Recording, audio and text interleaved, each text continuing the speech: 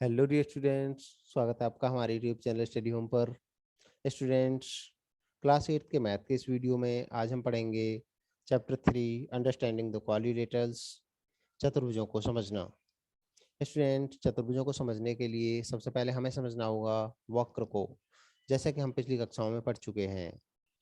Students, हमारा कागज एक समतल का प्रतिरूप होता है, एक समतल की तरह होता है, और एक समतल में असंख्य बिंदु हो सकते हैं।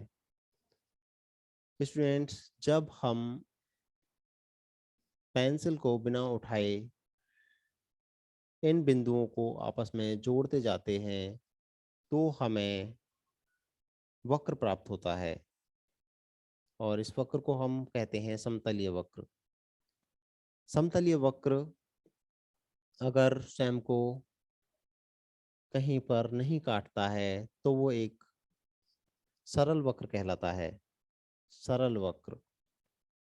और अगर ये वक्र स्वयं को कहीं पर भी काटता है तो वो एक सरल वक्र नहीं कहलाता है। इसके अलावा अगर वक्र के दोनों सिरे खुले हुए हैं तो वह एक ओपन वक्र है, खुला हुआ वक्र है। और अगर वक्र के दोनों सिरे मिले हुए हैं तो वो एक बंद वक्र है। इसको और बेहतर समझने के लिए हम कुछ उदाहरण की हेल्प लेंगे।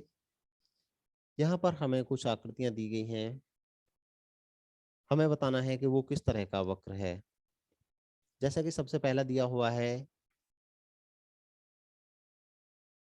सबसे पहला आप देख सकते हैं ये किस तरह का वक्र है। हम इसको क्या कहेंगे, कौन सी कैटेगरी में रखेंगे?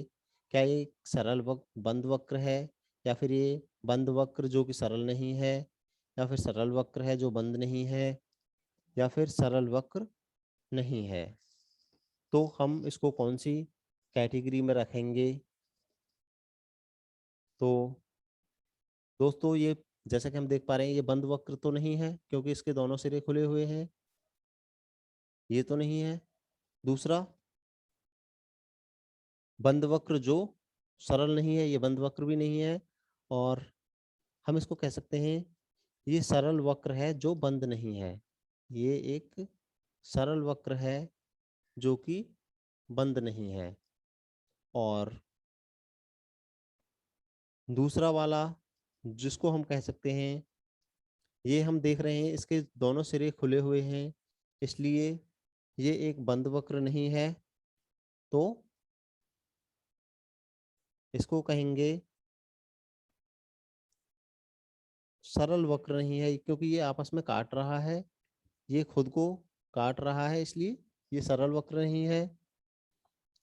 और यहाँ पर हम जो देख रहे हैं तीसरा वाला, इसको हम कह सकते हैं कि ये एक सरल वक्र है, सरल बंद वक्र है, क्योंकि इसके दोनों सिरे बंद हैं। और इसके बाद चौथा, यहाँ पर हम देख रहे हैं कि ये वक्र भी आपस में काट रहा है, मतलब खुद को काट रहा है। तो ये एक बंद वक्र तो है लेकिन ये सरल नहीं है। अगर वक्र स्वयं को कहीं भी काटता है तो वो एक सरल वक्र नहीं होता। तो ये बंद वक्र तो है लेकिन सरल नहीं है। तो इस तरह से हम वक्र को कैटेगराइज कर सकते हैं कि ये किस तरह का वक्र है। दोस्तों, अब बात करेंगे बहुभुजों की। बहुभुज क्या होता है? केवल रेखा खंडों से बनी सरल बंद वक्र बहुभुज कहलाता है। केवल रेखाखंडों से बना सरल बंद वक्र बहुभुज कहलाता है। यहाँ पर हम देख सकते हैं कि एक और बंद आकृतियां दी गई हैं और एक और क्लोज्ड आकृतियां दी ओपन आकृतियां दी गई हैं। तो हम कह सकते हैं कि लेफ्ट हैंड साइड में जो आकृतियां हैं वो बहुभुज हैं, और जो राइट हैंड साइड में इधर की आकृतियां दी गई हैं ये बहुभुज नहीं है। क्यों नहीं है? क्योंकि ये बंद आकृतियां नहीं हैं।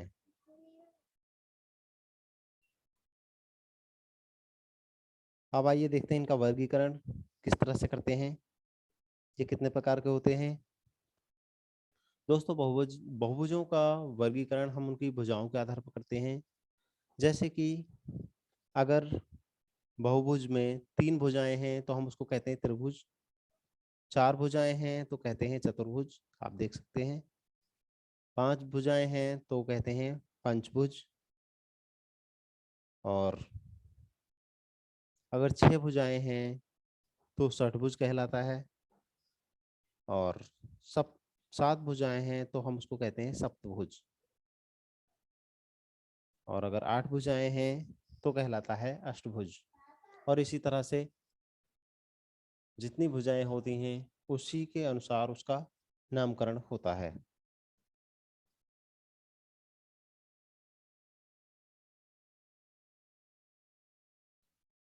स्टूडेंट्स, अब बात करेंगे विकर्ण की।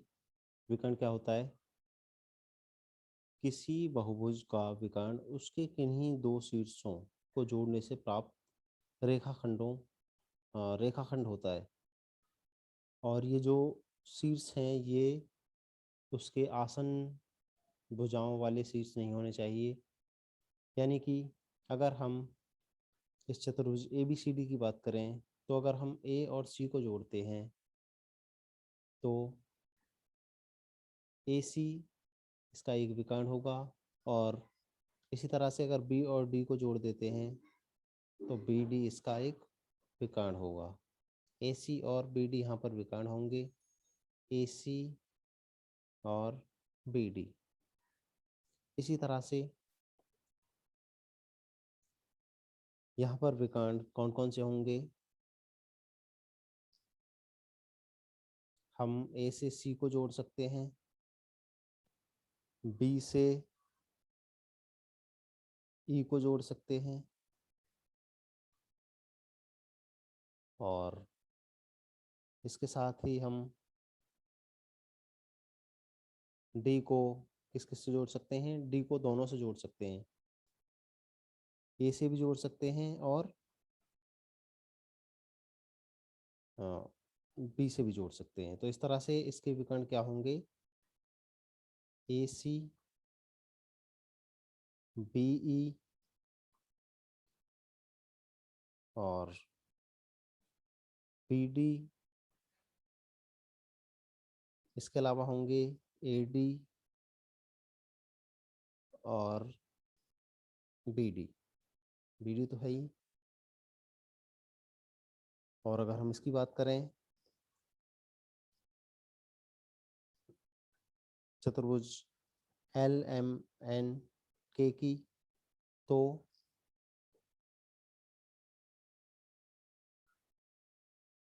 यहाँ पर विकर्ण क्या क्या होंगे? एल और एन को हम जोड़ सकते हैं और एम और के को हम जोड़ सकते हैं। दोस्तों, यहाँ पर हम देख रहे हैं कि ये जो चतुर्भुज है इसके विकर्ण, इन दोनों के विकर्ण इसके अंदर वाले भाग में पड़ रहे हैं जिसको हम अभ्यंतर कहते हैं। और ये जो तीसरा चतुर्भुज है के एल एम एन, ये एक उत्तल चतुर्भुज होने के कारण इसके विकर्ण बाहर पड़ रहे हैं, बहिर्भाग में। यानी कि हम कह सकते हैं एक अभ्यंतर को हम कैसे दर्शा सकते हैं? उसके अंदर वाले भाग को कुछ इस तरह से और बहिर्भाग को इस तरह से। यानी कि उत्तल और अवतल जो चतुर्भुज होते हैं उनकी पहचान क्या होती है? उत्तल चतुर्भुज में उसके सभी विकर्ण उसके अंतर्भाग में पड़ते हैं। आप देख सकते हैं ये लेफ्ट हैंड साइड में जो चतुर्भुज दिए गए हैं हमको उत्तल टाइप के चतुर्भुज दिए गए हैं। और राइट हैंड साइड में इधर हमको अवतल चतुर्भुज दिए गए हैं। इनके जो विकर्ण हैं वो बाह बाहरी भाग में पड़ेंगे, बहिर्भाग में, जिसको बहिर्भाग बोलते हैं, उसमें पड़ेंगे। आप यहाँ पर इन्हें मिलाकर देख सकते हैं।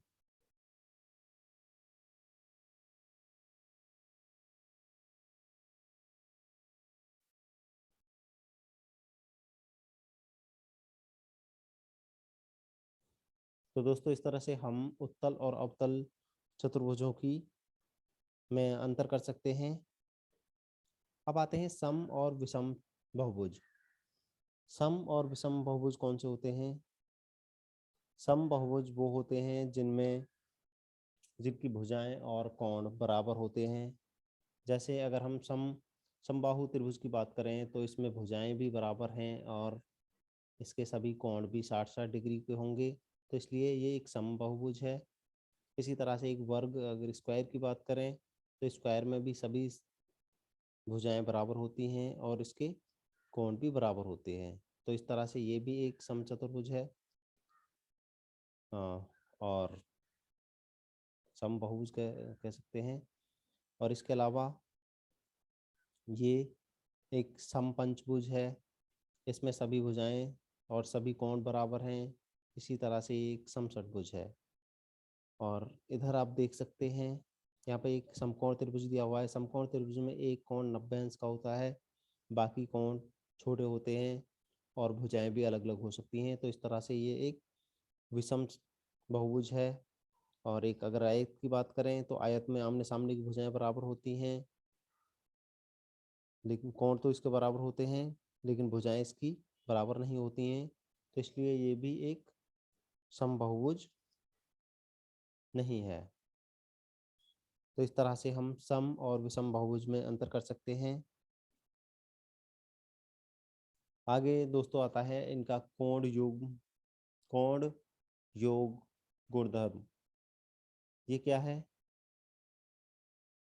दोस्तों? जैसा कि हम पहले पढ़ चुके हैं पिछली कक्षाओं में कि एक त्रिभुज के अंतः कोणों का योग 180 अंश होता है। अगर इसके अंदर के तीनों कोणों को, चाहे वो किसी भी प्रकार का त्रिभुज हो, चाहे वो समकोण त्रिभुज हो, चाहे वो समबाहु त्रिभुज हो, और इसी से हम अंदाज़ा लगा सकते हैं। हमें पता है कोण ए कोण बी प्लस कोण सी के चारों कोणों को मिला के हो जाएगा, क्योंकि दो त्रिभुजों में मिलकर बना है 360 प्लस तीन, सॉरी 180 प्लस 180 डिग्री, तो ये हो जाएगा 360 डिग्री। यानी हम कह सकते हैं किसी भी चतुर्भुज के अंतः कोणों का योगफल 360 डिग्री होता है।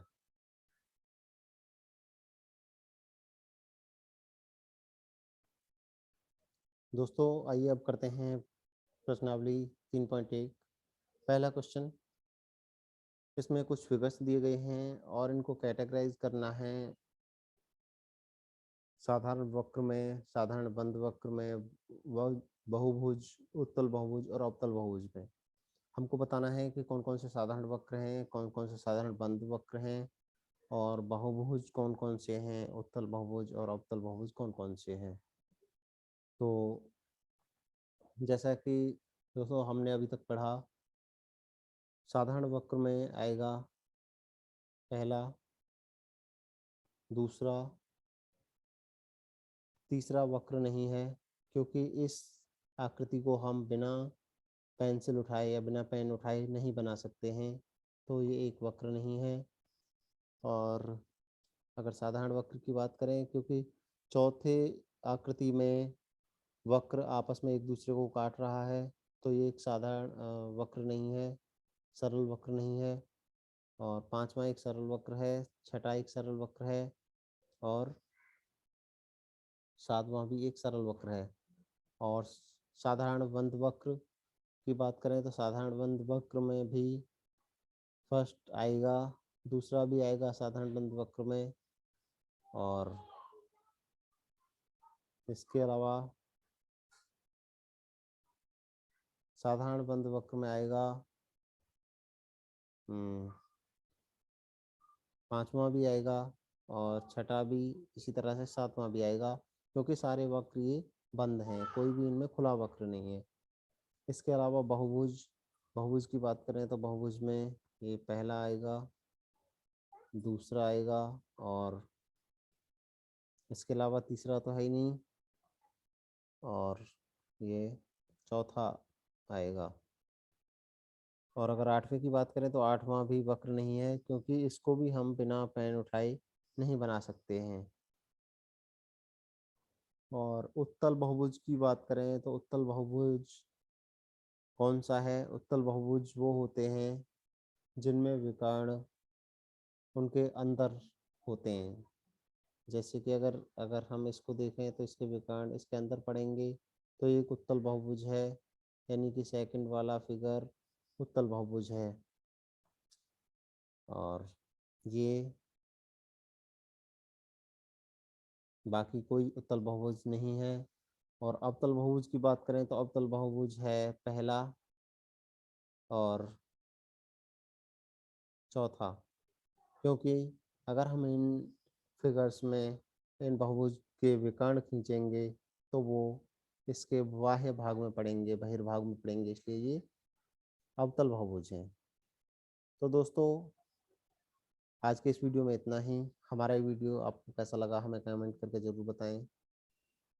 अगर आपको अच्छा लगा हो तो आप इसे लाइक करें, दोस्तों के साथ शेयर करें, और साथ ही हमारा चैनल स्टडी होम अवश्य सब्सक्राइब कर लें। धन्यवाद।